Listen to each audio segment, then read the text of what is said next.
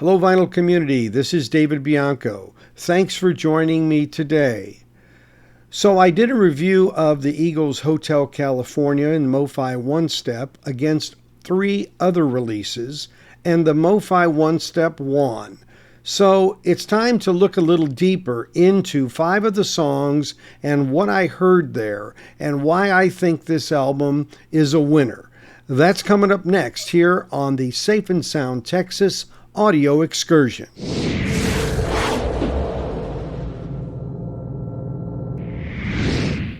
Well, I rarely do 2 reviews on one record, but I really felt like I gave a very high overview of the MOFI version of Hotel California, the One Step specifically, in the initial video that I did for the shootout. And so now that we've established how good it is, I thought it was time to dive a little deeper. So what I'm going to do is I'm going to give you a sampling of 5 of the songs, review from my perspective. And what I did to do this was, as I was playing the actual One Step, I was writing these notes down and these thoughts down in real time, because they are basically what I was hearing and what the effect was on me. And I think that that's really a fair way to provide a feedback on this. So the first song, of course, is the first track on the album, the title song, Hotel California. So right off the bat, you had these guitar picks that you can hear and feel. And the cymbal hits, I could feel those. The kick drum, when up ahead in the distance was said, there was a crisp vocal without any sibilance. The rhythm guitar sections just flowed across the track, and they came forward when engaged. Percussion, it just had the right impact. I mean, the guitars in here, which the guitars are everywhere, of course, in Eagles songs, they reach their peaks and beyond. In fact, in spite of the lead guitar having some prominence in sections, the rhythm guitars had strong presence there also and were not overridden, which was really kind of a different experience. I don't quite know how they do that. The spaciousness of the imaging can't be understated. I mean, it's just a really rich, broad sound field that just is quite immersive. And talking about Randy Meisner's bass, his riff lines lay right where they need to be, and they're stronger than ever. Everything just fits, is what I wrote. I mean, it's a drummer's dream track. The drumming is par excellence, and as a drummer, of course, I listen for that.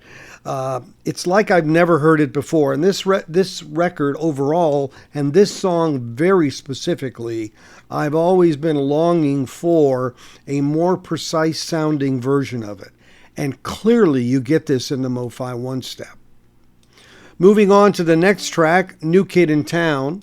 It has that nice smooth intro with the hi-hat hits that are very present and accounted for. You know, the kind of sound of, the drumstick tip hitting on the cymbal or hitting on the hi-hat. Glenn Frey's vocals and the harmonies there just seem to kind of float at times. The keyboard presence mid-song was very identifiable and made me more aware of it than ever before, actually. When the line comes in and they sing "Tears on Your Shoulder," that vocal actually gave me a chill. Now, the bass interludes in the last half of the song are very present. And when they sing "You're Still Around," there's a new kid in town. Those harmonies toward the end rose to the point where it actually gave me goosebumps.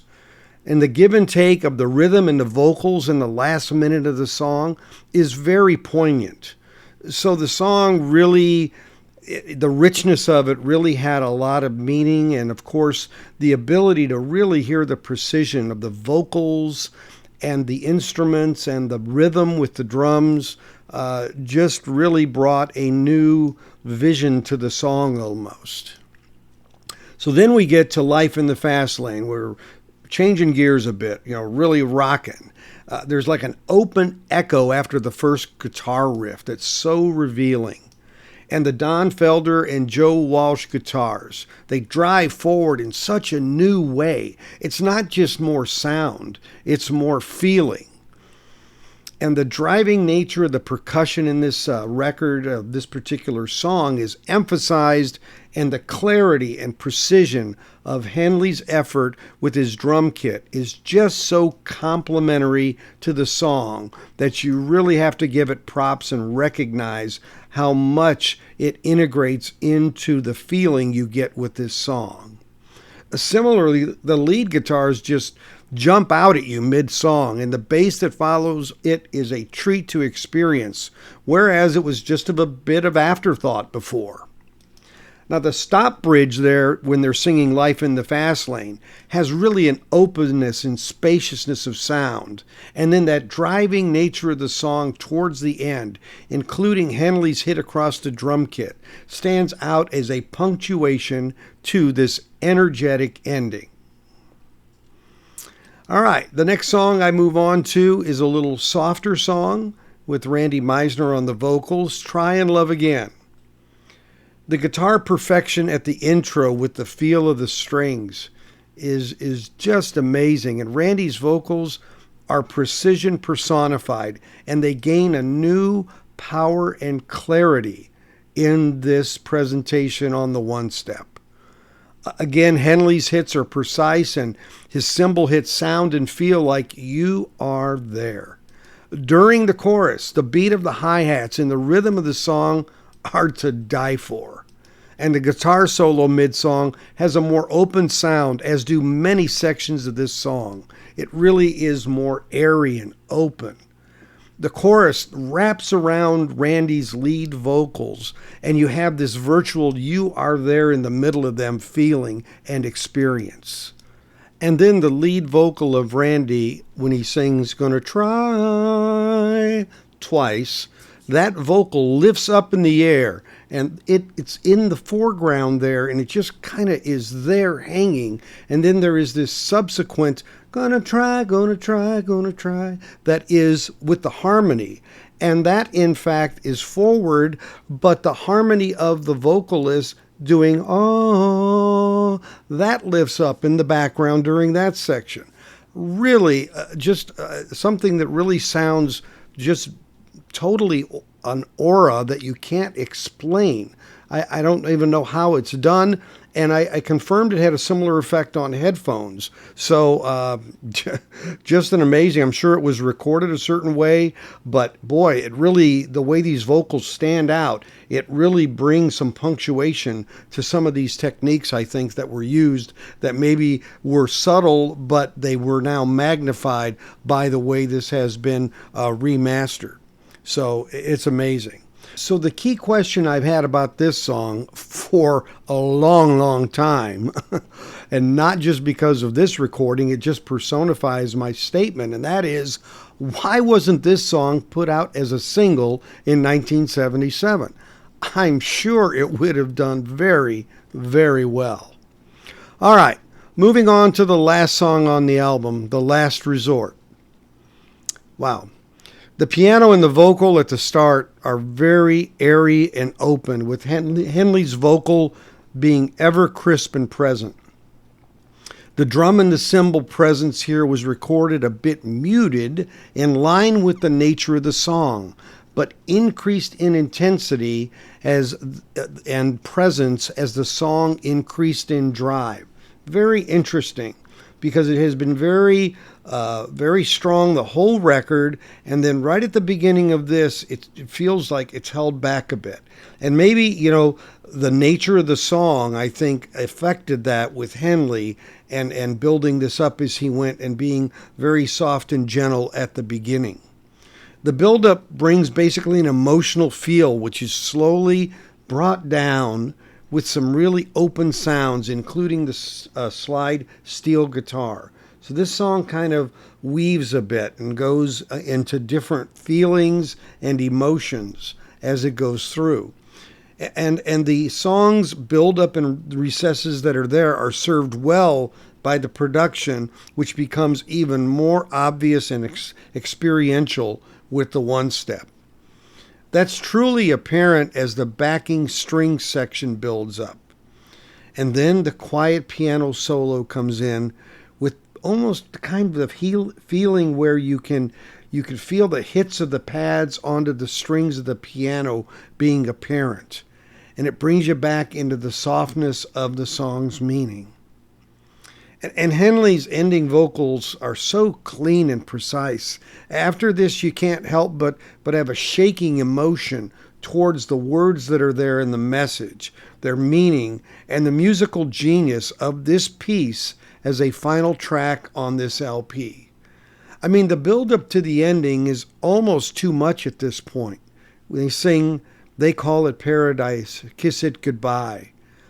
And then you have that strong string section right over that. I mean, truer words were never spoken. And the emotions peaked as you get the Strong's instrumental 1-minute outro that builds. And it even hangs in the air as it fades audibly, but the emotion doesn't fade.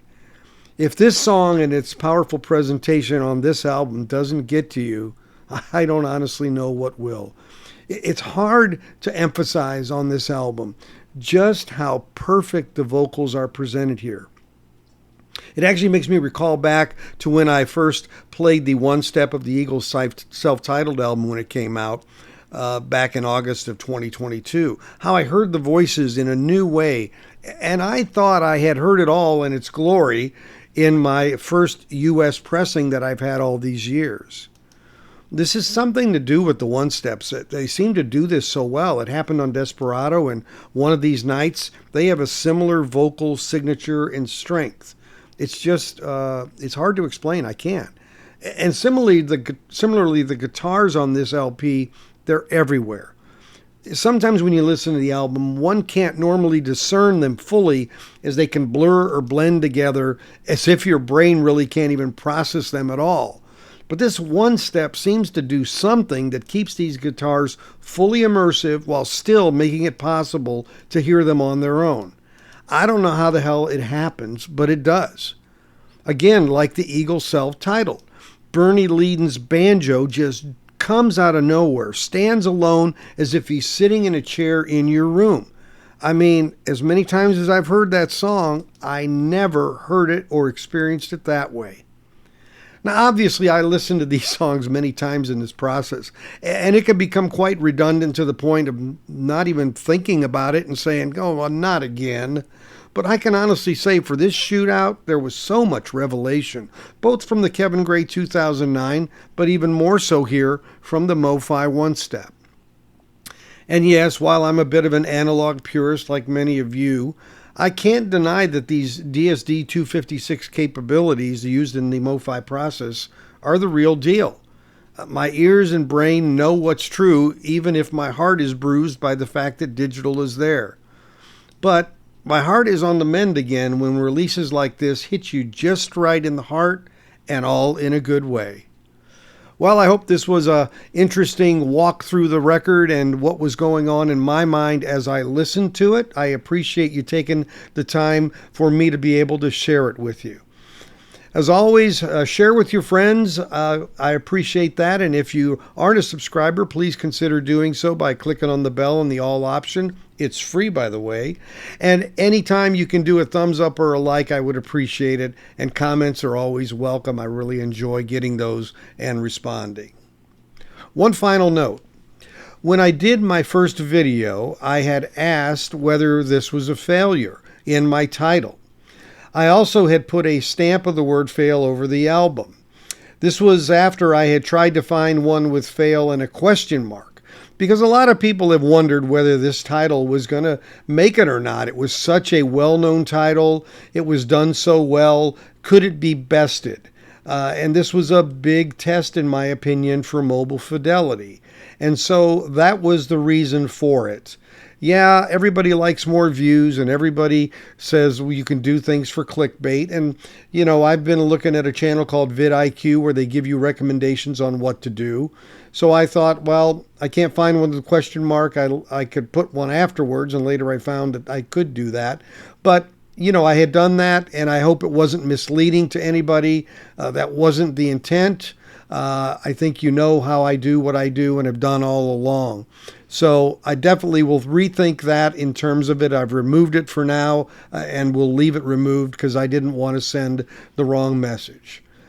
So again, thanks for watching, and we'll catch you next time on our next Safe and Sound Texas audio excursion. Take care, everybody.